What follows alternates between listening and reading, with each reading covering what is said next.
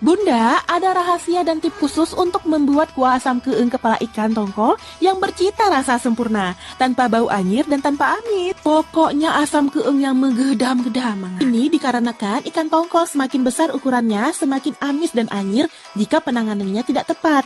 Tapi kalau bunda olahannya pas, jadi asam keeng paling enak pokoknya. Bunda sayang, untuk membuat kuah asam keeng alias asam pedas yang sangat lezat, sebaiknya menggunakan kepala ikan tongkol yang ukurannya lebih besar. Ambil bagian perut, juga bagian daging dalam yang lembut bertulang, termasuk bagian telur dan leher. Yang kedua, khusus ikan tongkol, takaran ladanya harus agak banyak ya bunda, beda dengan ikan lainnya. Saat bunda marinasi juga harus banyak jeruk nipisnya lebih dari biasanya. Yang ketiga, asam pedas Aceh khusus ikan tongkol wajib banyak bumbu, terutama rempah segarnya ya bunda.